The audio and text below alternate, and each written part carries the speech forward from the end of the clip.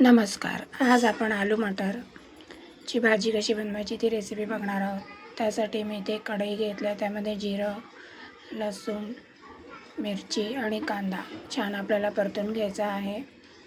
आणि हे परतून झाले की आपल्याला छान त्याचं वाटून घ्यायचं आहे. त्यामध्ये मी पुदिनाची थोडीशी पानं, थोडीशी कोथिंबीर, कढीपत्ता आणि थोडंसं 2-3 चमचे एवढं पाणी.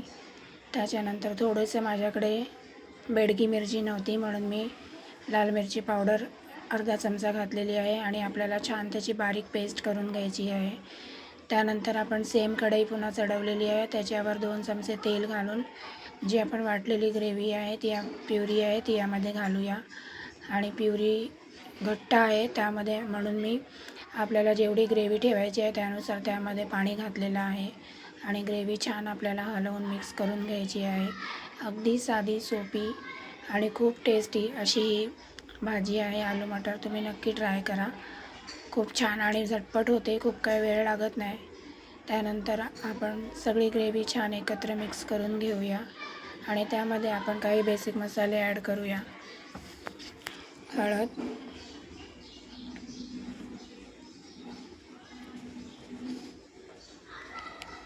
त्यानंतर आपण घालत आहोत हे अर्धा चमचा गरम मसाला, अर्धा चमचा जिरे पावडर, अर्धा चमचा धणे पावडर,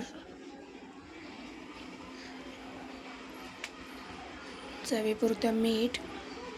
आपण लाल तिखट वाटणामध्ये घातलेलं होतं म्हणून मी त्यानुसारच घालत आहे, खूप जास्त घालत नाही आहे.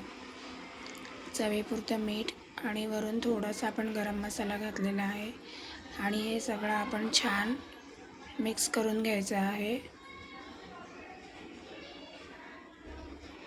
आता ग्रेव्ही आणि मसाले छान आपल्याला थोडंसं वाफवून घ्यायचे आहेत, त्यामुळे मी त्याच्यावर झाकण ठेवत आहे आणि त्याला एक आपण उकळी येऊ देऊया.